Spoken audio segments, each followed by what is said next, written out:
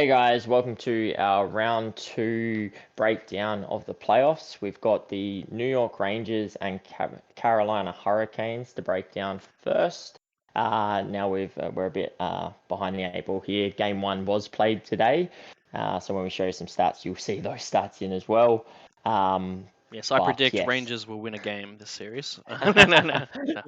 Yeah. Oh crap! My Carolina sweep. Change it. Change it. Change it. No. But we had our predictions in before the series even started, so nothing's changed there. But yeah, I mean, what can you say? Both of these teams had a pretty easy series to start off in round one, with the Rangers sweeping the Washington Capitals 4-0, and Carolina Hurricanes beating the New York Islanders 4-1.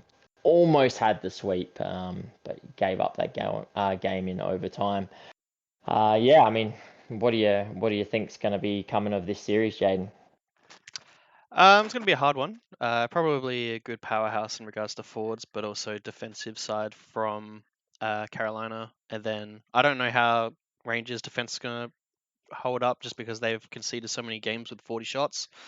But they got Shesterkin in net, so you have that Shesterkin factor. So I feel like it could be like a low mid scoring games where a lot of shots on net, depending on how they work out defensively. Um, I guess I can switch it over to the stats screen. I just got the A NHL. little stat screen. Yeah, I just got the NHL stats open at the moment. This is just looking at Carolina. So they have played six because obviously they played the Rangers today. They did lose that one. I did predict. I don't know about you, but my prediction was that Canes will win this one. I didn't put in any rounds when I did it, but I did think it would go to 6 or 7. But I didn't solidify one. What'd you do? I had Canes in six, and I still do. I still, even after today's loss, I still think the Canes will bounce back.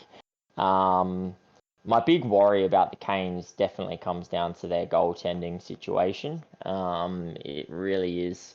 You look at Shesterkin in net for the Rangers, and you're like, well, there's no real doubts about him showing up. But there is some question marks around Andersen. And outside of that, I think this Carolina team's really well rounded. They've got that defense that's just solid. And then their forward pack. One of the things that was questioned about these guys last season was their depth in scoring. I don't really think that's an issue this season. I definitely feel like they addressed it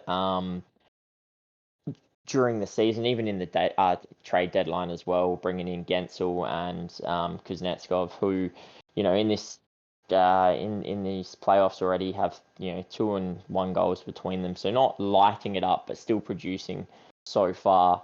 But yeah, it's a hard one to call. Like I could easily see it going to 7, and I could easily see it going either way. I feel like the East, these final four teams in the East are probably Boston's on the weekend, but Florida, New York Rangers, and Carolina.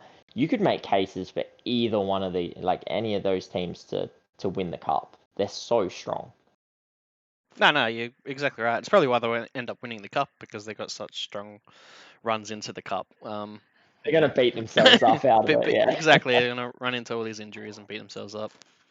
yeah. Um, yeah, I guess looking at some of the stats, like Carolina do have some depth scoring, which is nice. Some of the bigger players that they brought in goal wise haven't popped off yet, like Gensel, Svechnikov, only with a goal each, 4 assists. So you don't cough or laugh at them, but I'm just saying they haven't Almost popped. a point a game in playoffs is Yeah, is nothing to laugh at. and then you got like depth players who play like Nason, who plays in the power play on the front line there. He's got 3 goals. He's always a threat when he's screening the goaltender. And I feel like his role and players like him is probably the most pivotal part because you really do have to block out Shesterkin's line of sight. I feel like to really disrupt his game. Otherwise, he can get in his mojo. So honestly, seeing Nason having a good start to the playoff campaign, I think that's something to look at. He's only got 10 minutes time on ice. That might need to be upped depending on how he is playing and who else can play that in front of the net role. And yeah, sometimes it's hard to get set up because watching other series like Toronto and Boston, there's just a lot of dump and chase, dump and chase, dump and chase. Because playoffs, I feel like a lot of people are a little bit scared to take on the game, and just trying to play that safety net of dump and chase. But that does lean into the physicality side, which I probably think Carolina have a little bit of an edge in regards to some of their players. So that is something else to look out for. My other one, if I'm just going to the Rangers side of things, their one, Zibanejad, only played 5 games, 10 points. Absolutely carving it up, shutting out all the haters. I've never had doubt on him. I've always loved him. Always a great player. My question was Panarin. Sometimes he shows up, sometimes he doesn't, and he's got 3 goals in 5 games, 4 points. So it's all looking good on the Rangers side of things as well. Yeah, and that's why, as I say, we both picked the Canes to sort of win this series, but it wasn't an easy decision to make. It wasn't oh yeah, Canes will win this easily. It was always I know I said Canes in 6, but it was never even a question of Canes in 4, Canes in 5. It was always, well, it's 6 or 7, and it could be the Rangers, it could be the Canes. It was just one of those. I think in my view, I'm looking at it going, it's their bloody time. Like they've been so close for so long. I feel like it's their time, and I feel like it's their year to really make something of their playoff run and actually finally get past that Eastern Conference final into a Stanley Cup final. I know I've got them winning the cup in my predictions. I'm not sure about you. I don't know where you had them, but that's one of the big reasons. But if the Rangers were to beat the Canes, the Rangers would pretty much become my favourite for the cup in a sense, because that's how strong I think the Canes are. And if it wasn't for these two meeting now, I would definitely be having them as in the Eastern Conference finals together. Yeah, I'd probably show in these 2 teams in Florida as Eastern Conference Mm. Finals in a if you had the Final Four best teams to win the cup, that would probably be 3 of my top 4. Um, Yeah. yeah, looking at it, my only concern also just on the Rangers team side of thing was just the Rempe. He's only got like just under 7 minutes a game. We know his style and everything like that. He does have a goal, but having a slot filled up just for 7 minutes on ice can be bad Oh, sometimes, yeah. and that They was another concern I had with the team. There is a potential that Heedle comes back. I have been hearing on the grapevines that he may make his return, which it just makes his team slightly scarier, doesn't it? Like he's sitting there waiting in the wings to come back. And yes, unfortunately, if he did come back, it would make way for Rempe, which his physical style in the playoffs is kind of what you need. Probably his lack of discipline is where he might hurt you. But Yeah, yeah, God, I if think I Heedle think comes he's not back, experienced enough with his body and whatnot for his hitting. yeah, he's going to take a bad penalty or a bad Yeah, misconduct, a 5 game major, a 5 minute major. Yeah, that's definitely, I agree with you there. But that's what I mean. Like, if Heedle comes back, then that's just another talented young player coming through this lineup. My, like, if I'm looking at this and I'm a Canes player at the moment or the coaching staff, I'm talking about, and I know exactly where you're going to go with this, but my big thing is stay out the bloody box. You have a look at this team already. They've scored 8 power play goals in the 5 playoff games they've played. They're averaging almost 1.6 power play goals a game, for crying out loud. Like, it's ridiculous. So if you can stay out of the box, you're gonna cut down the goals you're gonna concede against them. Um, yeah, but I think that's a very you key know, thing. I think this team and the Oilers are pretty much those teams that you kind of have to stay out of the box. I can't always do that because of refereeing. Obviously, I think the Toronto Game 7 with Boston. I don't even know if there was a penalty that game. From memory, don't remember one being called, so that was like one of the only ones I remember seeing that were no penalties. And there was definitely penalties there. They're small ones, but they're there, and it's just how much they're going to let things go. Just moving on to the goalies, we mentioned only teams only played a goalie each so far, so Shesterkin and Andersen. Shesterkin obviously a bit better here at .921 save percentage. Andersen at just basically 900. And look, obviously Shesterkin is the better goaltender, especially in my eyes anyway. But I think Andersen's got it there, especially with the defense in front of him. It's just I've got to see, the Nasons and whatnot disturbing Shesterkin. I think you got to have that fast tiki taka play that Carolina be doing during the season. I haven't really seen it. Well, we didn't see it today too much, and I think that's where playoff hockey gets a little bit different.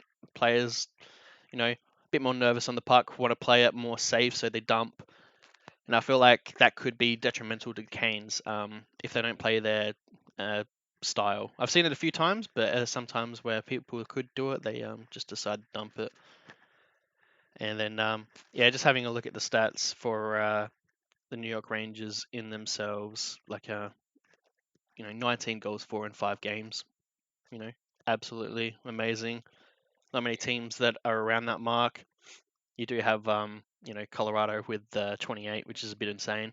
And then, but that is what it is. But they're doing good. Kane's also doing good in that department, but they're just conceding a little bit more goals. And that is my concern. But I do believe they have the better defense. I'm not sure what you think on that. Yeah, that's one of the big things that I think. The Canes. I think the Canes are a little bit better, well-rounded in terms of their forward and defensive lines. I think I don't get me wrong. I think the Rangers have 4 strong offense lines. They have 3 reasonably good defensive lines as well. I just think that's where the Canes win.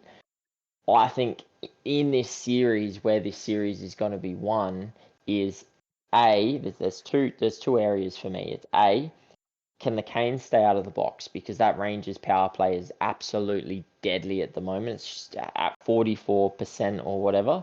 So stay out of the box and you go a long way to winning it.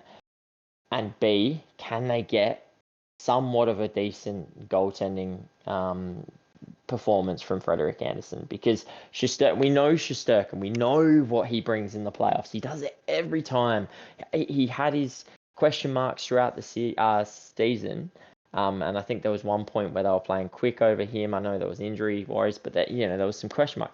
When it comes to playoffs, that man is going to just stand on his head and be the reason why they're either winning or they're in games. So there's no doubt that he's going to keep them in games. The question mark's going to be, can Andersen do the same? Because if Andersen lets in 3 goals every single game, I tell you right now, the Canes will lose this series. He has to be putting up above 900 games, and games where they're only Well, I conceding think 2 you have goals. to, because New York Rangers at the moment playing a really good defensive game where they're limiting shots and goals. I think they've only conceded 10 goals, which is probably the best. I think, yeah, it is the best in the playoffs so far, and they're conceding only 25 shots a game. They're only having 25 shots, so they're trying to play that low shot game, but that's the thing. If you start conceding 3 goals on 25 shots, you're looking at poor performance in net. Because And Shesterkin's, I know he did it today, but Shesterkin's not going to do it that often. Shesterkin's not going to let through 3 goals on 25 shots. He's not going to do that often. If you're only getting 25 shots on him, he is going to be saving majority of those. He's going to be above 900 most of the time.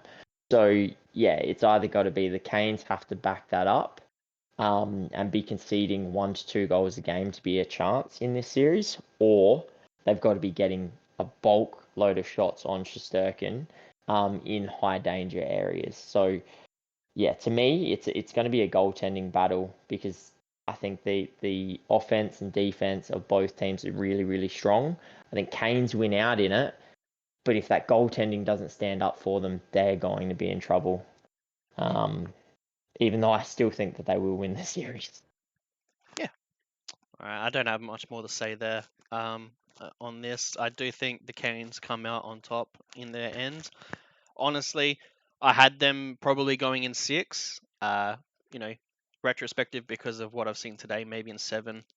They like to shoot from the point a lot, and one of the goals the game today was pretty lucky bounce. That bounced from down all the way up over Shesterkin's shoulder. So it is one of those lucky goals from the point, and I know the Canes like to shoot from the point, so I'm a little bit concerned on that. Ultimately, I'll stick to my original, which is the same as yours, Canes in 6, and we'll have to see how that plays out. I think it's going to be a tight series, no matter what. Every I game's hope going it goes to 7. I hope it to. goes to overtime every game. Like I Honestly, love I honestly wish tight. this was the playoff, like the Stanley Cup final playoff. Yeah. You know what I mean? So, but it is what it is. No. All right. Well, thanks for tuning in. Don't forget to like, subscribe, and comment below what you think and who you're voting for and supporting in this up and coming playoff. But till next time, we'll catch you later, guys. Bye, guys.